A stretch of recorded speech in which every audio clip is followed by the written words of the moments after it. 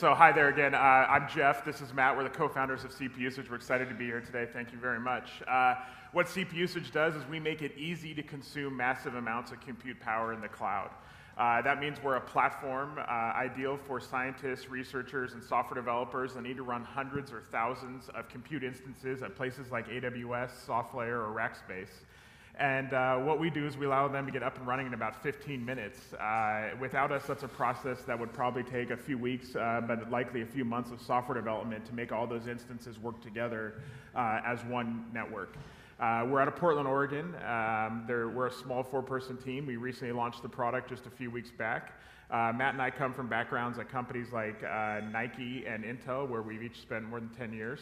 And we've got some great advisors and investors out of Silicon Valley and out of Los Angeles. Mike Jones of Science, Damien Selfors of Media Temple, and Ash Patel of Murano Venture Partners. So we're excited to tell you a little bit more about us now. Okay, now we're going to go into the 3 questions. So basically, there's 3 minutes for the first one, 2 for the second, and 1 for the last. So if you give us 3 pieces of information that you didn't give us yesterday because you didn't have time, that you could share with the judges that could maybe help your case. Sure. So yesterday we talked a whole lot about our current product, which is that platform as a service that runs on top of Amazon Web Services. But really, when Jeff and I look at CPUsage, we're way more than that. So going back to the conversation that somebody had earlier about thinking big, Jeff and I have a massive vision for CPUsage, and that vision is to make compute a true utility, where you don't have to think about where that compute power is coming from. You plug in and you consume it. And if it's, if here it's no longer making sense, you can switch it over here, and they didn't have to think anything about that. And so there's many things we're doing. That's a huge problem to accomplish. That's going to take us a long time, and it's an iterative process. And so the next iteration of the process for us for taking care of that task, we're doing a few different things. So extending this platform as a service past Amazon Web Services. So by the end of the year, we're going to be moving on to Google Compute Engine and Windows Azure. And then moving forward into 2014, we'll be bringing on many of the other public platform infrastructure providers. And then the next thing is we really want to move into the private cloud. So there's a lot of companies out there that are afraid to go to the public cloud or have decided that utilizing servers on premises really makes sense for them. And there's tools like OpenStack now to make that a lot easier for them. But there's still an issue with managing hundreds or thousands of instances across that. And really where we think that we can provide a lot of value is making it dead simple for these customers to consume their own compute power and then build a hybrid cloud model where we can extend that compute power beyond their public or their private on-prem cloud onto something like Amazon Web Services or a SoftLayer or a Rackspace. Wow, you saved time. So now you've got more. That was the 3, right? You got okay. Sure. So you've got now actually 4 minutes if I stop babbling here. What's the biggest challenge your startup has faced thus far? How did you overcome it? So you've got 2 minutes for that, and you could either do 3 minutes or 1 minute. The last one. Sure. So like a lot of startups, we have faced challenges. We've been around for more than a year now, and we've gone through a pivot. So going back to the question that was, or the comment that came up earlier, when do you pivot and when do you persevere? We went through the process of persevering for a while until we realized it was time to pivot. We probably should have pivoted a little bit sooner, but now that we have pivoted, we're looking forward, and we're happy with what we've done. So, to be honest with you, that was a challenge, but it's also an exciting one because it's put us where we are today. If we want to get into the weeds of what are the challenges we face going forward, getting into the weeds, one of the things we think about a lot is that the problem we solve is also the biggest sales challenge we have, and that is that our customers have already spent months, sometimes years, developing software, developing environments, and locking themselves into an infrastructure. And we're asking them to come deploy on the CPUsage platform, which doesn't offer anywhere near the same level of lock-in, but it's a big ask for somebody that's maybe just put their job on the line and spent $1 million deploying to AWS, and now they can't deploy somewhere else. And so there's a little bit of a sales challenge there, and we're going to combat it by continuing to build out our team of great people, working with our advisors and our investors to get the right folks in the sales and marketing roles, and help us put together the indisputable facts about the benefits of working with our platform. Okay. If selected, the winner, how would you utilize this cash prize? So we thought a lot about this question. We only got 1 minute to answer, but I think it's probably the most important question. We actually have 2 minutes left. Oh, I do have 2 minutes left. It's an important question, not because the $10,000 is, and not because of the dollar figure, but because there's so many different things we could do with it. So we could give you a very cliche answer. We could also give you a joking answer and tell you we're going to go blow it on the strip. But the truth of the matter is what we're going to do with the money when we win is we're going to use it to celebrate with our team. We have a team of 4 people, and we had someone in from eBay in our offices checking out our technology, and they told us that the team of 4, which is actually only 3 engineers, so I'm not an engineer, with 3 engineers, they said that they've done the job of 10 engineers. We've got an amazing team. We ask a lot of them. We ask a lot of their families and spouses. So I think we'll take the money and probably use it to show them how much we appreciate them, spend some time with them. We're from Portland, and we love to go to Bend, Oregon for the great recreation. So I think we might spend a weekend out there with spouses and significant others and let them know that all the hard work they've put in, all the belief that they've put into this product and the sacrifices they've made are something that are appreciated. And we try to do that every day, but sometimes we forget that we do really need to thank the people around us. Good answer. And you're ahead of time, too. Wow.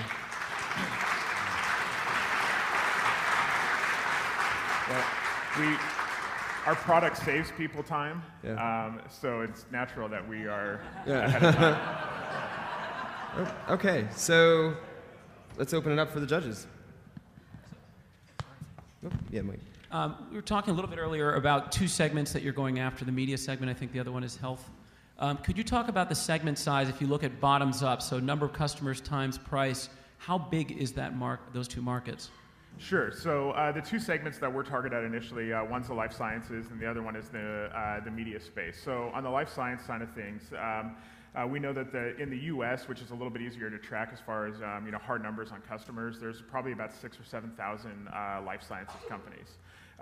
They tend to average a very small number of employees. So there's a couple big companies that are at the high end, but it's very common to have an 8, 10, 15-person engineering company. We know that they'll spend, at the low end, they're probably about $2,000 a month in spend in the cloud for their high performance and high throughput computing. Typical is around $20,000 a month. The larger companies will spend $100,000 a month. On the media side, there's a more broad range of spend. There's also a couple different segments. So if we were to look at like movie post-production, if we were to look to add online content, media distribution, there's probably about 25,000 total companies. There's maybe 300 of them are in the online video space, but tens of thousands in these small production shops. And their spend in the cloud ranges from $500 a month to $50,000 a month. Really kind of depending on who they are and what they're doing. We do know that if we look more broadly, if we look at high-performance computing and high-throughput computing, high-performance computing is about $29 billion globally in spend per year. Most of that's offline, so $28 billion of that is spent offline, $1 billion is spent online. So that's already a significant spend, but it's a very small piece of the total, and we know more of it's going to be moving to the cloud. The high throughput compute space, which is a little bit more vague, that's estimated to be as much as $6 billion of the total cloud spend already. So these are the transactional, batch, background, and big data workloads that we're ideal for as well. Okay, next question. So I was glad to hear you talk about your products beyond Amazon, but does that keep you up at night thinking about Amazon maybe going into the space? No, so we don't worry about them going into the space for a couple reasons. So first, it's that because they've been great partners to us, they love what we're doing. One of their staff members told us that we solve a problem that 100% of their high-performance compute customers have. So they love what we're doing. They see the value it brings to them. Naturally, there is a worry. I guess to an extent, there's always a little bit of a worry that someone could come in and do this. Yeah, I meant more broadly. What are some of the barriers? To be honest with you, there's not a whole lot of barrier for them to create a platform. They have brilliant engineers and a ton of money. But what we do is we sit across platforms, and we can sit across the public and private cloud, and that's something that becomes much more difficult for Amazon to do. So I don't think Amazon's going to build a platform to help Windows Azure customers consume compute more easily. We can do that. It's hard to imagine them building tools for OpenStack at Amazon, because Amazon's whole thing is, hey, do everything in the public cloud, don't worry about that. So while they could do this for their customers, they can't do it for the entire market. And then while they have about 65% of the public cloud market, they have a very small spend when you get into more private specialized, or small market share when you get into private specialized use. Okay. So I understand the cloud and how everyone's going to the cloud, and that all makes sense.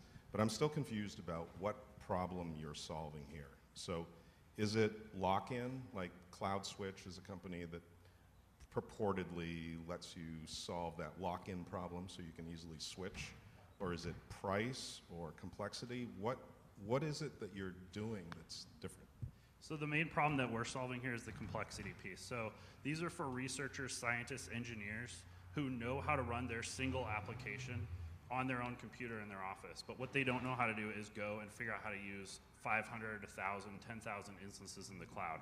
So we're not trying to solve a problem here for people that are running 3 web servers on Amazon Web Services. We're trying to solve a problem for somebody who has to analyze 10 million or 100 million molecules, that they know how to analyze 5 molecules on their own office computer, but now they have to scale that out to 10,000 instances in the cloud. So that's the first thing. The second piece is, going into the future, that lock-in piece that you talked about. There's a lot of customers that are spending a whole lot of time on Amazon Web Services or other infrastructure providers, and they can't, that's a sunk cost for them. They can't, if Microsoft lowers their price, they can't go ahead and re-spend that time going and making it work on Amazon or on Microsoft. And so what we do is we use containerization technology, make it dead simple for us to take their workload, distribute it anywhere, whether that's on-prem, whether it's on Amazon Web Services or any other infrastructure provider. Okay. One more question. We got about 30 seconds or less. So following on to that, will that be dynamic in real time, that you'll be able to spread that across multiple platforms, or is that going to have to be a decision to be made to move over to it?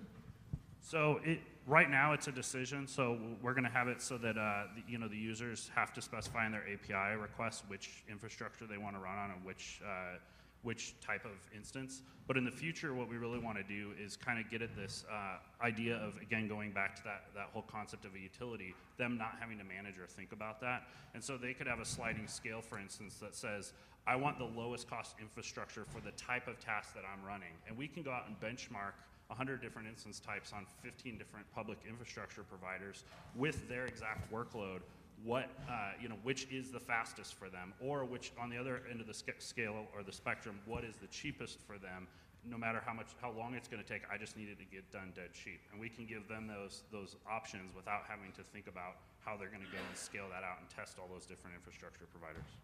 Okay, I think we're out of time, actually. Does that help?